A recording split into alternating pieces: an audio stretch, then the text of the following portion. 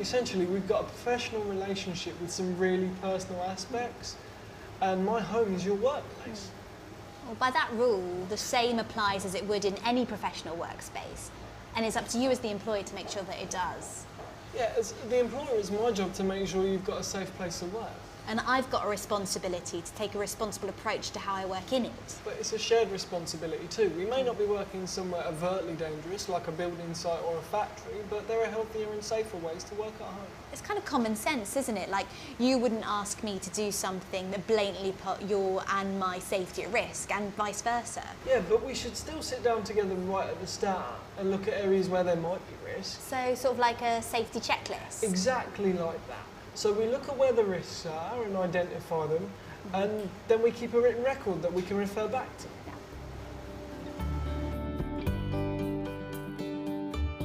When a PA goes into somebody else's house, it is not their house, it is the employee's house. So therefore, you don't say, I'm going to do this, I'm going to do that. The best thing is to say, do you mind if I do this, or do you mind if I do that? I've tried to make sure it's a home that functions. So my light switches, for example, are at my height.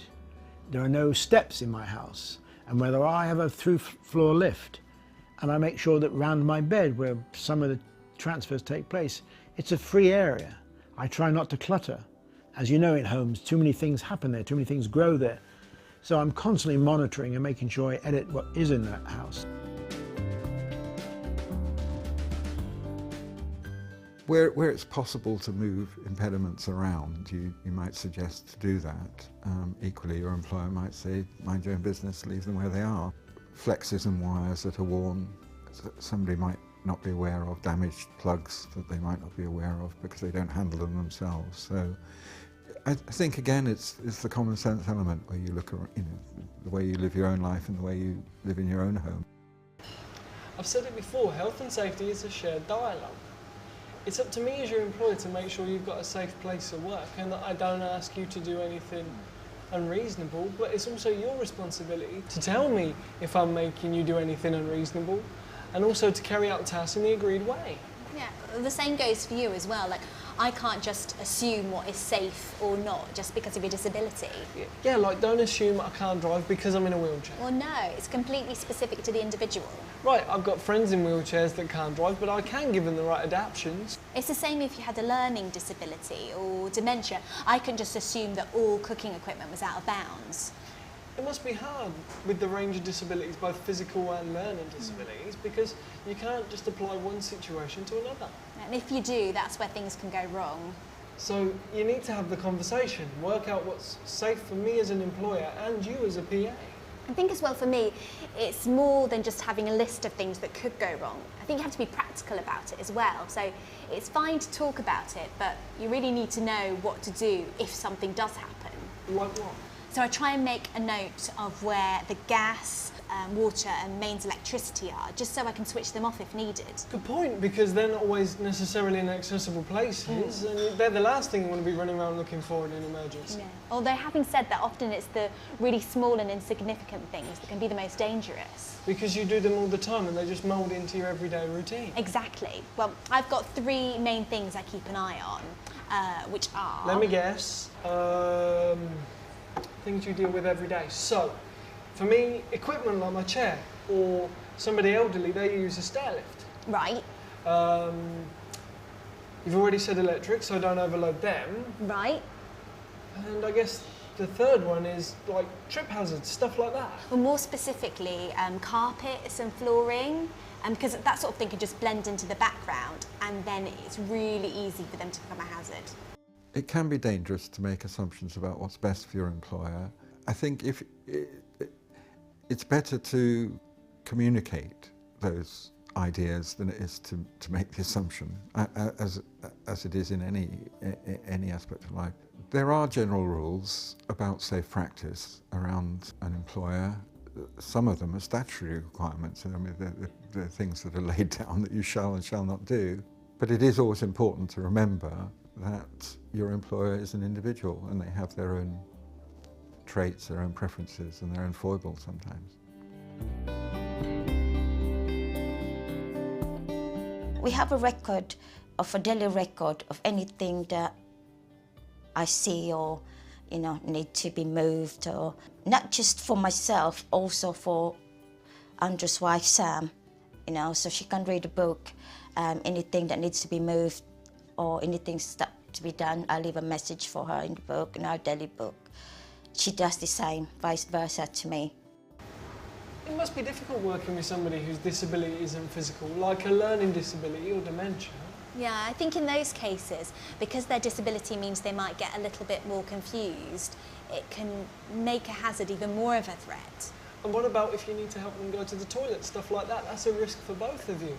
Well, I think then it's important that the employer talks to their PA about what suits them. I mean, it's such a personal thing, so it's so important that I know what's safe and what's comfortable for them. And what if other questions come up? Well, then I'd probably ask a colleague. I think often these things are a mixture of personal preference, but also professional advice. If the PA is a young person and they may not have dealt with personal care and everything with an older person, they might find that very difficult to begin with.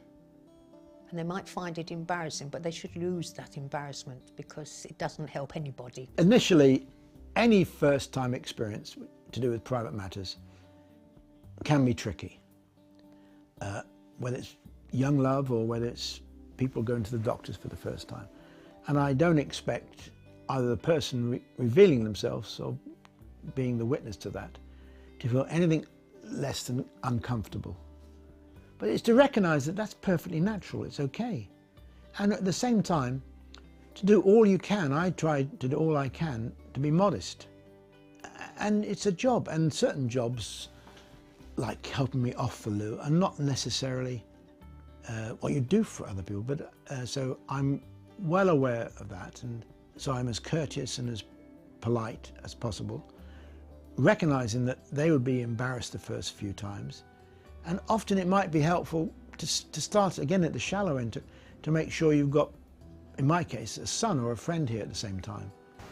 But accidents still happen, no matter what health and safety you've got. So, do you know first aid, just in case? Well, I know the basics, so what to do in the case of scalds and burns, heart attacks, head injuries, breathing difficulties, fractures, and life-saving procedures.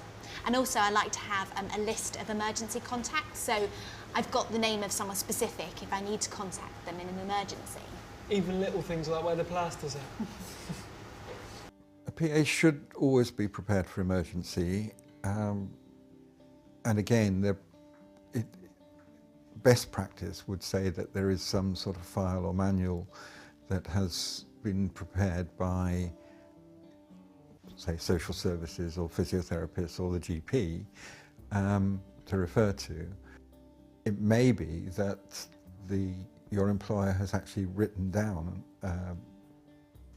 or recorded in some way that if such and such an occurrence occurs, this is what you need to do. If I do fall out of my chair, which thankfully is not too often, its first job is not to panic, but to make sure that whatever hurt I've done to myself is not going to be made worse by rushing in to help. Don't fluster.